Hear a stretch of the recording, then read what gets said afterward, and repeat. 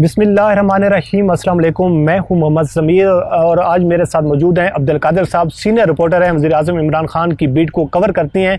इनसे हम जानने की कोशिश करेंगे सियासी मैदान में हलचल जारी है, सेनेट का इंतखाब भी करीब आने जा रहा है और पाकिस्तान के शहर इक़्तिदार में बड़ी एक आपको हलचल दिखाई दे रही है। तो इस हवाले से बात करेंगे कि जो वज़ीर आज़म इमरान खान हैं उनकी जमात है, जो सेनेट की टिकटें दी जा रही हैं, क्या किसी की जानब से कोई प्रेशराइज़ किया जा रहा है। उसके साथ साथ बात करेंगे जो जस्टिस काजी फैसल साहब के हवाले से जो चीज़ें सामने उस पर भी हम बात करेंगे। अब्दुल कादिर साहब, सबसे पहले तो सर आपका बहुत बहुत शुक्रिया। थैंक यू भाई। ये बताइएगा, कल जो सुप्रीम कोर्ट में हेयरिंग हुई जो तरक्याती फंड्स के हवाले से, ये आप क्योंकि वज़ीर आज़म इमरान खान की बीट को कवर करते हैं, मैं आपसे इसलिए सवाल पूछ रहा हूँ कि ये खबर प्राइम मिनिस्टर ऑफिस से जारी की गई थी या फिर हुकूमत ने यू टर्न लिया है? क्योंकि आपके ना तो मैंने यूट्यूब चैनल पर देखी है, ना मैंने एयरवाई पर आपको इसको रिपोर्ट करते हुए देखा है। तो ये जो खबर का कहा जा रहा है कि अटॉर्नी जनरल ने कहा है कि ये खबर दुरुस्त नहीं है, ये मीडिया की जानिब से एक अफवाह थी और एक तो उसकी तरतीब भी हमने मुनासिब नहीं समझी कि हम उसकी करें। तो ये खबर का असल में था क्या, क्योंकि आप तो हर इजलास को कवर करते हैं? देखो, पार्लियामेंट हाउस में कुछ दिन पहले पीटीआई की पार्लियामानी पार्टी का इजलास हुआ था। ठीक है, ये आपको याद होगा, उस दिन का वाक़या है जिस दिन शिबली फराज और शहबाज गिल के दरमियान को थोड़ी बहुत वो तल कलामी या नाखुशगवार वाक़या समझ लें पेश आया था। ये उस दिन की बात है। प्राइम मिनिस्टर ने पीटीआई की पार्लियामानी पार्टी का इजलास शेयर किया। ये नॉर्मली उस वक्त होता है जब पार्लियामेंट का सेशन चल रहा है और प्राइम मिनिस्टर ने पूरी अपनी पार्लियामेंट्री जो लीडरशिप है उसको कोई ना कोई मैसेज देना हो या अपनी गाइडलाइंस बतानी हो, और उसमें लोगों के मसले मसाइल भी होते हैं, वो भी सुनते हैं, बातचीत भी होती है, काफ़ी सारी चीज़ों के ऊपर डिस्कशन होती है। तो बेसिकली वो इजलास जो बुलाया गया था उस दिन, वो था मुआशी इशारियों के ऊपर ब्रीफिंग देने के लिए कि पाकिस्तान ने कितना कर्जा लिया है, कितना दे दिया है, कितना माजी की हुकूमतों ने लिया था और कितना इस हुकूमत ने अदा कर दिया है। ये सारी चीज़ें, क्योंकि इसके ऊपर काफ़ी ज़्यादा क्वेश्चंस आ रहे थे जो पीटीआई के स्पोक्स पर्सन हैं उनको, तो उन्होंने एक रिक्वेस्ट की हुई थी प्राइम मिनिस्टर से कि हमें अपनी मुआशी टीम से एक ब्रीफिंग दिलवाएं, क्योंकि हमने डिफरेंट टॉक शोज़ में जाना होता है।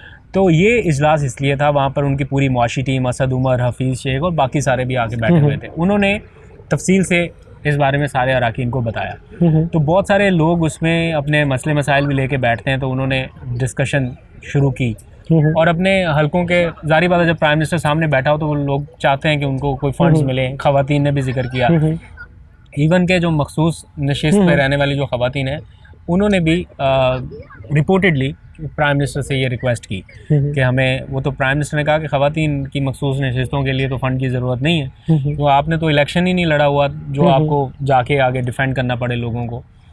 तो वहाँ पर ये बात हुई और ख़त्म हो गई। प्राइम मिनिस्टर ने फ़ंड्स देने का या कमिट करने का कोई नहीं, उन्होंने ये कहा कि आप ज़्यादा से ज़्यादा एहसास प्रोग्राम के ऊपर बात करें, लोगों को एहसास प्रोग्राम के ज़रिए रिलीफ देने की कोशिश करें। आप अपने जो पर्सनल गोल्स हैं उनको छोड़ के अगर आवाम की खिदमत के लिए कुछ 4 महीने लगा देंगे तो आपके लिए ज़्यादा आसानी होगी। ये बातें वहीं पर ख़त्म हो गई और फिर जब ये इजलास ख़त्म हुआ तो उसके बाद ये ख़बरें किसी की जानिब से फीड करना शुरू की गई या लीक करना शुरू की गई कि प्राइम मिनिस्टर ने 50-50 करोड़ रुपए देने का ऐलान कर दिया है। मैंने भी उस वक्त चेक करने की कोशिश की, लेकिन मुझे कोई कंफर्मेशन नहीं मिली इसकी कि प्राइम मिनिस्टर ने ऐसी कोई कमिटमेंट की है या अनाउंस कर दिया है या कर रहे हैं। इसलिए मैंने ना तो वो खबर दी, ना एयरवाई पे चली, ना मैंने अपने व्लॉग में की, क्योंकि मुझे उसकी कंफर्मेशन नहीं थी। सुन मैंने भी लिया था कुछ लोगों से, क्योंकि चीज़ें वहाँ पे डिस्कस हो रही थी, लेकिन चूँकि उसकी कंफर्मेशन नहीं थी इसलिए मैंने छोड़ दिया। तो वो फिर बाद में सुप्रीम कोर्ट तक मामला चला गया। मेरा ख्याल है कि हुकूमत को बर वक्त इसके ऊपर नोटिस ले लेना चाहिए था, तो ये मामला सुप्रीम कोर्ट में जाता ही ना। आप पैमरा के थ्रू नोटिस भेजते उन चैनल्स को जिन्होंने ये, यानी कि आप समझ रहे हैं कि इस खबर की तरदीद होनी चाहिए थी, हो जानी चाहिए थी।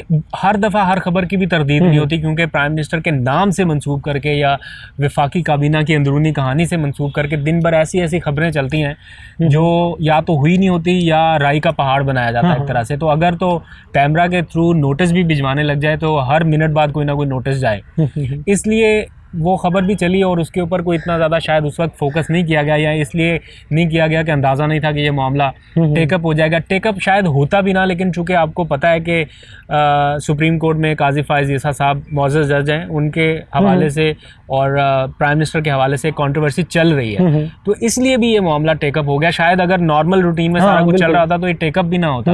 अगर प्राइम मिनिस्टर ऑफिस को ये अंदाज़ा होता कि एक जज साहब इसका नोटिस ले लेंगे, सो मोटो नोटिस ले लेंगे, तो शायद वो पहले ही तरदीद जारी कर देंगे।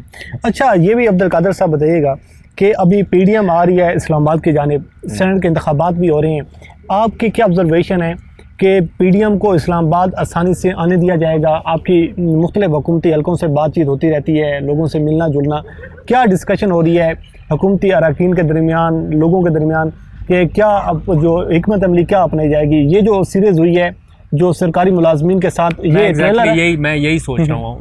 मैं कल भी यही सोच रहा था, अभी आपने बात शुरू की तभी मेरे माइंड में यही आ गया। मुझे ये ट्रेलर ही लगता है कि अगर आप यहाँ पर आके कानून को हाथ में लेने की कोशिश करेंगे तो फिर ये सब कुछ होगा, क्योंकि PDM की सारी इस मूवमेंट के दौरान ही वज़ीर दाखिला तब्दील हुए हैं और शेख रशीद साहब का एक हार्ड कॉर्नर है अपोजिशन के हवाले से, और वो उसका अक्सर इजहार करते रहते हैं। और 1-2 प्रेस कॉन्फ्रेंसेस में भी उन्होंने कहा है कि आप आना चाहें तो 100 दफ़ा आएँ, हम बंदोबस्त करेंगे आपका। तो वो हल्की हल्की धमकियाँ देते रहते हैं कि हल्की फुल्की होगी, आप कह रहे हैं। हाँ, मुझे ऐसा लगता है। लेकिन देखो, अगर तो हुआ कोई गड़बड़ हुई, कानून हाथ में लेने की कोशिश की गई, फिर तो ऑब्वियस बात है रियासत को एक्शन में आना पड़ेगा, और मुझे लगता है कि कुछ होगा। अच्छा, सेनेट के जो इंतखाबात सामने आ रहे हैं, PTI में भी कोई जंग चल रही है टिकट के हवाले से? कोई वज़रा जो कुछ लोग अपना असर व रसूख दिखाने की कोशिश कर रही हों, क्या खबरें हैं कि शहर इक़्तिदार में इस हवाले से? देखें, कुछ लोगों ने हमें भी टेलीफोन किए और कहा कि हमारे नाम शाम ज़रा TV पर चलाएं ना, गेम में इन तो करें कम अज़ कम, पता तो चले लोगों को कि हम भी मार्केट में हैं। तो काफ़ी जब इस तरह का मौका आता है ना, ये नेचुरल चीज़ है। पार्टियों में ऐसा कोई नहीं हो सकता कि जमातों में जमहूरियत भी हो और वो ये सोच के बैठे रहे चुप करके, अच्छा जिसको प्राइम मिनिस्टर हाथ रख दे बस वही बनेगा। सब अपने तौर पे कोशिश करते हैं, लॉबिंग भी होती है, अप्रोच भी किया जाता है, लेकिन अल्टीमेटली चूँकि इस सारे मामले से बचने के लिए प्राइम मिनिस्टर ने एक पार्लियामेंट्री बोर्ड कायम कर दिया था और उनको कह दिया था कि ये आपकी रिस्पॉन्सिबिलिटी है, आप बताइए। साथ प्राइम मिनिस्टर इसको चेयर कर रहे थे। तो मुझे नहीं लगता कि कोई दबाव होगा या किसी किस्म का वज़ीर-ए-आज़म पे दबाव कोई नहीं, ऐसा नहीं है। और इस बार जो लोग सामने लाए जा रहे हैं, जिनका आज अनाउंस भी किया गया, उनमें मोस्टली उनकी अपनी पार्टी के लोग हैं और जो जाने गए, जिनकी मतलब खिदमात हैं पार्टी के लिए, उनको रखा गया है।